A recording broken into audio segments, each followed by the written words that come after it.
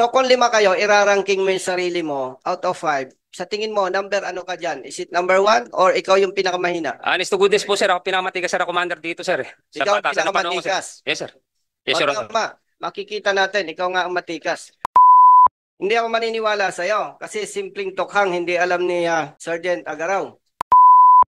In compliance with this program ni former Chief PNP, General De La Rosa, Tokhang, maganda ito eh. Ang tanong ko sa'yo, on the records, ilan yung naiisip mo na na-comply ninyo dito sa Tokhang? Your Honor, Your Honor, hindi ko po Your Honor, honest to goodness po talaga, hindi ko po alam yung figure. Pero marami po napasurrender dahil lahat po yan ng mga... sige, for that matter, kasi matagal na yan. Napakaganda ng programa eh, Tokhang. The problem is, pagdating sa implementation, na iba na eh. That's why, madidinig natin sa publiko, ipatokhang na yan. So, pag interpret natin yung ipatokhang na yan, ipapatay na yan. May problema. Simpleng tokhang, hindi alam ng tao mo. Major Garcia, anong unit assignment ninyo dito sa issue na to? Ano po, sir? PCP-4, Commander po, sir. Sa Bagong Silangan. PCP-4. Commander. Okay. Opo, Your Honor. Nung bang na-assign ka sa PCP-4, sinong nauna sa assignment nyo sa PCP-4? Ikaw or si Sergeant Agaraw? Sir, nung ma-assign po, sir, kami dyan, bali lipat bahay po, sir. Kasama ko po ito sa Payatas eh. Prior po, sir, dyan, PCP Commander ako ng Payatas. Tapos po, sir, nung malipat, sir, ako ng Bagong Silangan, lipat bahay po, lahat po ng pulis na tao, kasama ko lumipat ng PCP-4 sa Bagong Silangan po, sir. Your Honor. Galing ah. Hindi ko pa tinatanong yung iba, sinagot mo na. So, yung mga personnel mo sa PCP-4, dala mo lahat yan? Yes, Your Honor. Okay. Makikita naman yan sa record eh. Gusto ko lang, sagutin mo ng diretso. Yes, Your Honor. During your assignment sa PCP-4, nag-a-average ng ilan ang accomplishment ninyo sa anti-illegal drug operations weekly? Ulitin ko, makikita naman sa record yan eh. Ang gusto ko lang, kapatid, sasagot ka ng totoo. Yes, Your Honor. On the average, ilan weekly ang accomplishment ninyo?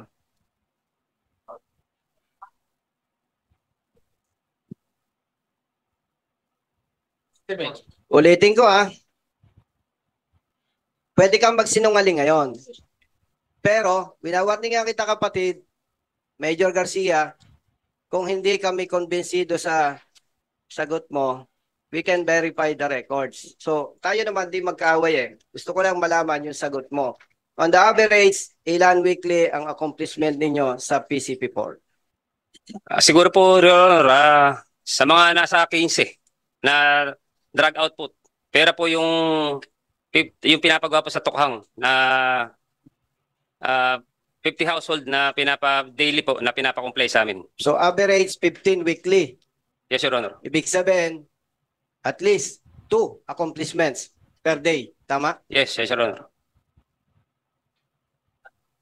Doon sa 15 accomplishment ninyo, average weekly, ilan yung sabihin na natin may armed encounter, more or less ilan? Sir, first time po yung armed encounter niya na nangyayari sa amin sa Bagong Silangan po. Yung po nangyayari kay Murillo. First time po yan, Your Honor. Okay. Out of 15 accomplishments weekly, on the average, ilan yung arrested persons, ilan yung casualty, yung namatay? Your Honor, first time nga po yung kay Murillo. Lahat po yun, na-file po namin complaint sa korte. Hindi. Okay. Baguhin natin ang tanong. Ilang months or year ka na-assign sa PCP-4? 7 buwan po yata, Your Honor. 7 buwan. Okay. 7 months times, let's say, 4 weeks. 28 weeks. Okay. Sinasabi po niya, Mr. Chair, meron silang average accomplishment weekly na 15. Yes, Your Honor. So, meaning, ang target ninyo monthly is 60. Tama? Your Honor, bali po kasi nung ako po ang PCP Commander, kung ano po yung reklamo ng kapitan at ng EXO po, yun po ang tinatrabaho po namin. Kaya kung ano po yung output, yun lang po. Excuse me. Sinagot mo na nga 15 weekly. Your Honor, yun po ang estimate ko. Pero hindi naman po permis eh, kasi hindi naman po Sinagot sustain mo yun na eh. nga eh. Makikita naman sa record Yes, yan eh. yes, Your Honor. Makakita ko naman po So, pinakamaraming output na dyan eh, bakit- PCP Commander. Bakit meron kayong more or less 15 accomplishments weekly? Your Is it- Honor, yun po kasi ang mga tinuturo po ng barangay captain at ang XO. Hindi, ang tanong ko nga sa'yo, Mr. Chair, bakit kailangan may target tayo na at least 15? Follow-up question.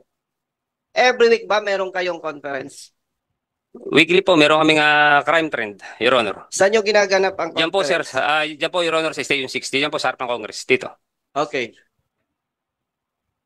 So, during the conference, iniisa-isa kayo na PCP commanders ina-account ilan yung accomplishment mo for the previous week. Tama?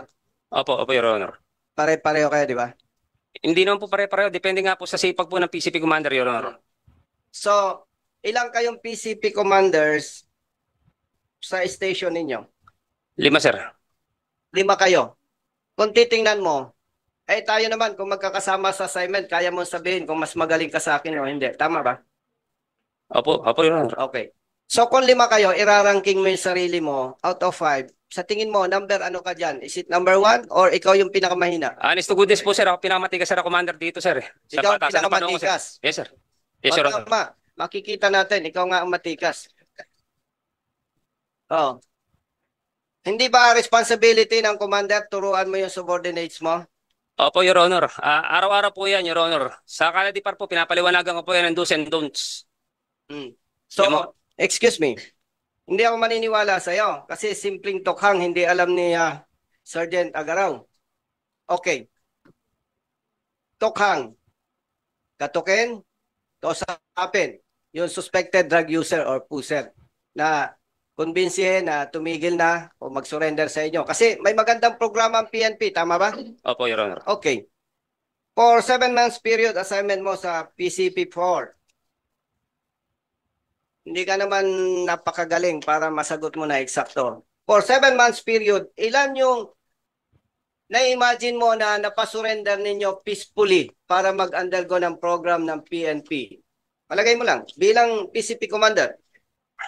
Your Honor, hindi ko po masagot pero marami po surrender dahil kinakatok nga po, pinapakausapan. O more or less? Kayo ano ba? Ano ba? More or less. Pinagsusumba sa dun sa... Kaya nga, hindi ko... Your Honor, pasensya na po, hindi ko po talaga... O sige, dahil hindi mo masagot, can you submit to us yung... Siyempre, pag may pinasurrender ka, hindi naman kwentuhan barbero yan eh. May record dapat, di ba? Operation po, Your Honor, ang nag- Excuse me. Di ba tokhang? Opo, Your Honor. Pag kinatok kita, kasi drug suspect ka eh, user or user. Sabi ko, Mr. Garcia, may information kami, ikaw ay gumagamit ng illegal na droga. Pwede kang mag-surrender sa amin, may programa kami, or kung hindi naman, itigil mo na. So, in compliance with this program ni former Chief PNP, General De La Rosa, Tokhang, maganda ito eh. Ang tanong ko sa iyo, on the records, ilan yung naiisip mo na na-comply ninyo dito sa Tokhang? Your Honor, Your Honor, hindi hindi ko po Your Honor, alis po this po talaga, hindi ko po alam yung figure. Pero marami po napasurrender dahil lahat po yan ng mga... sige, for that matter, kasi matagal na yan. Kaya mong mag-submit ng record kung ilan yung natokhang ninyo? Kasi, you know, Mr. Chair, napakaganda ng programa eh, tokhang. The problem is, pagdating sa implementation, na iba na eh. That's why, madidinig natin sa publiko, ipatokhang na yan. So, pag-interpret natin yung ipatokhang na yan, ipapatay na yan. So, kitang-kita, sabi nga ni Honorable Chairman Akop, may problema. Simpleng tokhang, hindi alam ng tao mo.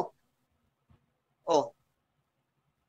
So, talagang, very clear, Mr. Chair, yung magandang programang tokhang, hindi na-interpret at hindi na-implement properly sa grounds.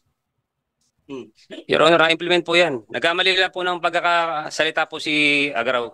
Pero alam niya po yan. Dahil ito po, matinong tao po ito. Nagkataon lang po talaga na palaban lang. Mr. Chair, Mr. Chair. Yes, Mr. Chair. I beg to disagree.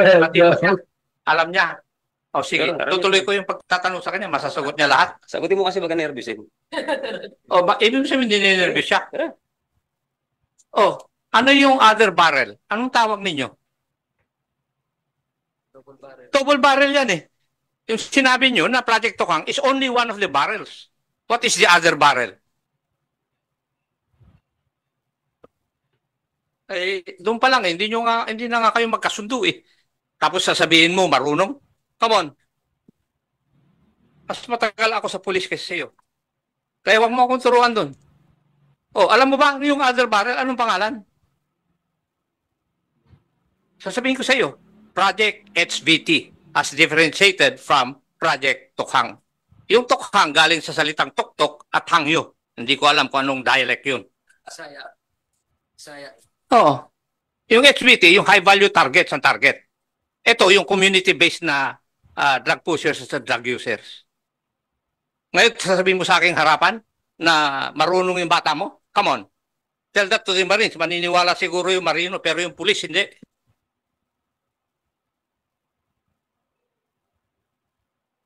Mr. Chair. Mr. Chair, Yes, Congresswoman Bosa. we be appraised of the cases nitong sinasabi nila? Kasi I believe ang CHR ay meron dito ano ba yung mga kaso na ito, Mr. Chair? Kasi dinulog din to sa CHR, ano?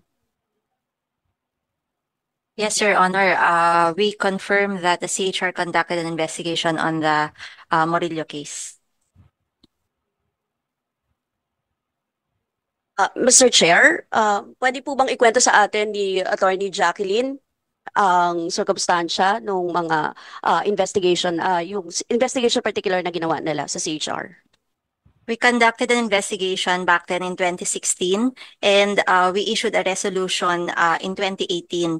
We did find that a human rights violation was committed in this case because we primarily relied on the affidavit of one minor who was a witness to the incident who positively identified that the victim Morillo was asked to kneel and alongside other suspects were killed. And we also used the affidavit of Morillo himself aside from the lone witness. We do note that in this case, the respondent police officers opted not to submit their counter affidavits, Your Honor. Wait, Major Garcia, can yung findings ng CHR tungkol dito? Wala po kasi po kasi ko dyan, pati, tapos na po yung shooting incident, kaya hindi po masasagot, Your Honor. Si Agaro po mismo kapag-sabi, Your Honor. Dumating ka after the shooting incident. Opo, Your Honor. So it's still your responsibility to know. Dapat alamin mo din yan sapagkat ikaw ang head ng di ba? Oo, dapat alam mo. Opo, Your Honor. So, kaya tinatanong kita, wala kang personal knowledge. Hindi ako naniniwala dyan. Oo, you're a responsible policeman, you're an officer. Your Honor, ang ibig ko pong sabihin, yung pong incident, yung shooting incident po, wala po ako doon sa pangyayari. Kaya hindi ko po alam. Pero ako po nag-utos po. Wala ka sa pangyayari. Yes, pero sinabi ng CHR, merong human rights violation sa ginawa ninyo.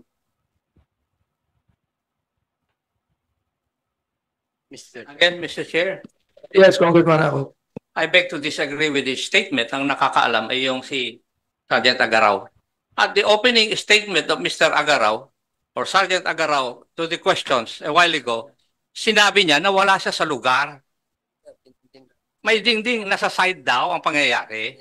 So how would they have, shall we say, witnessed the shooting? Siya na nga mismo nagsasabi na hindi niya nakita from the very start ng kanyang statement. Hindi ba yun ang sinabi mo kanina? Tapos itinuturo ka ng boss mo na ikaw ang nakakaalam. Hindi ko kayo maintindihan Di ba? Na-memorya ko po yung kasagutan nyo sa mga katanungan Kaya, mali na naman yung statement mo, Major. Kung mong ituro si Agaraw, siguro mas may mga tao dyan na nakakaalam kung ano talaga ang tunay pangyayari. Marami pong salamat, Honorable Busita. Mr. Chair. Yeah, you can answer the question one more time. Kasi, look, the findings of the Commission on Human Rights, sinabi na merong human rights violation. Meron, Attorney Jacqueline? Okay. Yes, Your Honor. So, I would like you to answer that. Your Honor, hindi ko po kasi masagot dahil dumating po sir ako tapos na po yung shooting incident. Kaya wala po akong personal knowledge, Your Honor. I'm not convinced with your answer. Anyway, Yes. hindi Yes, ka, Your Honor. hindi ka Dumating eyewitness. po ako ron, Your Honor, tapos na po yun. Sapagkat ikaw ang head. Yes, Your Honor, dahil po sa iba't ibang reklamo, sa mga impormasyon po na binibigay ng barangay captain, na yung mga tao na involved sa robbery hold up at droga, kaya pinagplanuhan ko po talaga para mahuli po yung grupo na yan. Kasi nung pong kumandat pa po, sir, ako, Your Honor, payatas, sinusumbong na rin po sa akin yan. Nagkataon lang po talaga na yung lugar kasi untouchable yan eh. Your Honor, alam po ng lahat yan. Alam po ng lahat yan. Kung na-video lang po yung pangyayari, pag-akit po namin dyan, palakpakan po lahat dyan, dahil tuwan-tuwa, dahil masalot po yan. Salot po yan. May mga previous na-file po yung complaint yan sa korte. At hindi lang po gagawa ng kwento ng mga barangay captain po yan, ng Commonwealth, Balara, payatas yung executive human right po officer doon, saka yung bagong sila, kung may tinong tao po yan. Nagkataon lang po talaga nagkaroon po, Your Honor, ng unfortunate na shooting Ang incident. pinag-uusapan natin, ito lamang si Efren Murillo, no? Yes, Your Honor. Na nabuhay, na acquitted ng korte. Yes, Your Honor. Oo. Nang sabi, mayroong human rights violation na ginawa laban kay Efren Murillo. Hindi ko natin pinag-uusapan dito yung iba. Oo. Ako, naniniwala ako sa drug on war. Ito yun. Naniniwala ako dyan. Believe ako dyan. Pero hindi ako naniniwala na dapat mayroong namamatay na marami.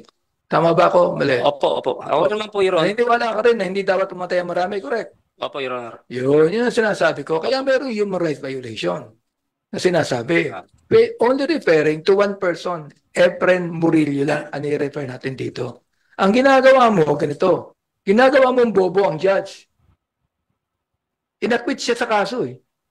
Eh di walang alam yung judge, kayo mayroong alam. Hindi nakinig sa inyo. Oh.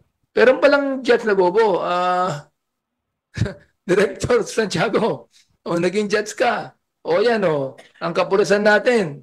Sinasabi na hindi totoo yung talagang walang kinalaman itong si Efren Murillo. Kaya hindi dapat na i-acquit ng hukuman ang kaso. Kaya nung nag-file ng counter charges, dinismiss ng ombudsman yung kaso. That's what I'm referring to. Ang pinag-uusapan natin dito, merong human rights violation. Yan ang findings ng CHR. Opo, Your Honor. Kaya tinatanong kita, naniniwala ka ba na merong human rights violation? Under oath ka, naniniwala ka ba na merong human rights violation kay Efren Murillo? Hindi ko pinag-uusapan yung ibang napatay. Yes or no? No, sir. No, Your Honor. Papanindigan mo yan, no? Opo, Your Honor. Okay.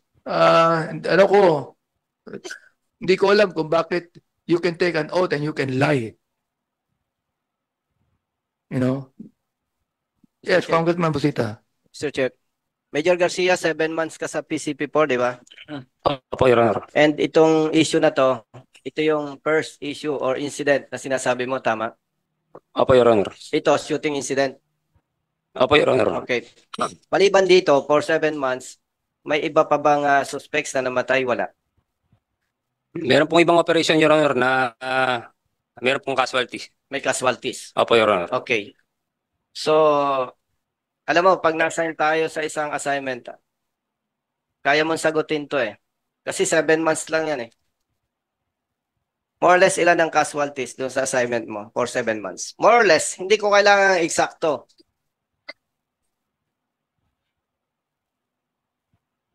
Your Honor, hindi ko po masagot kasi hindi ko po alam yung figure eh.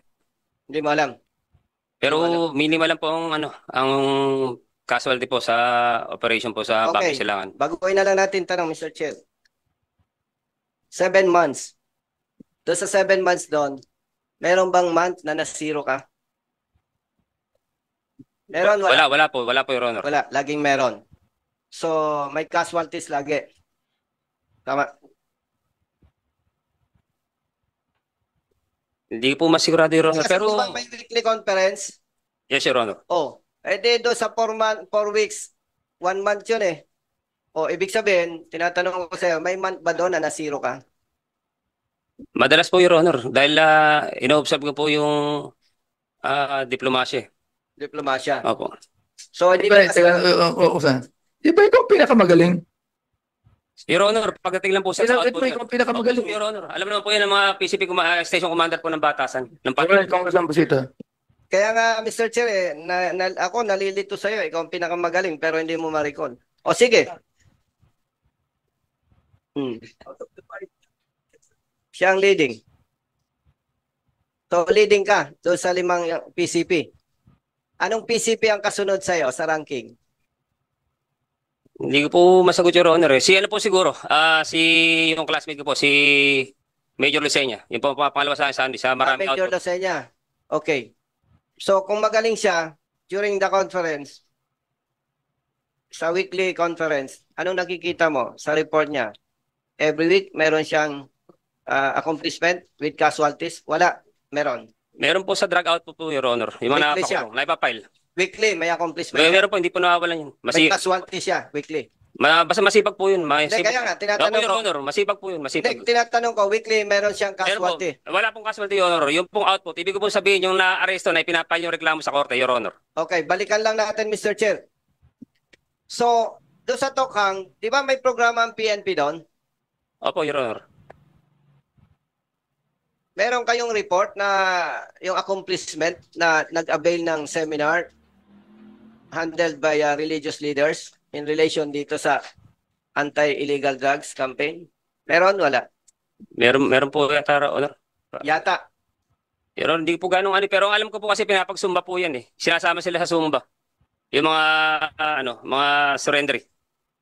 Mr. Chair, pwede po bang malaman sa DO, kaya pa po ba nating makapag-submit ng accomplishment ni Major Garcia dito sa Tokhang? DO, Mr. Chair? Yes, Mr. Chair, we will require the NCRPO to produce the records, Your Honor. Mr. Chair. Umani naman ito ng iba't ibang reaksyon mula sa ating mga netizens. Ayon kay Agi Borja, pag adik at kawatan meron human rights pero yung mga biktima ng mga adik at kawatan wala ang human rights. Pahayag naman ni Pros Baguio, Major, I think that before giving your subordinate an order to go for a mission, you must have to remind them that if possible you need to kill the suspect but to tell him in a begging manner.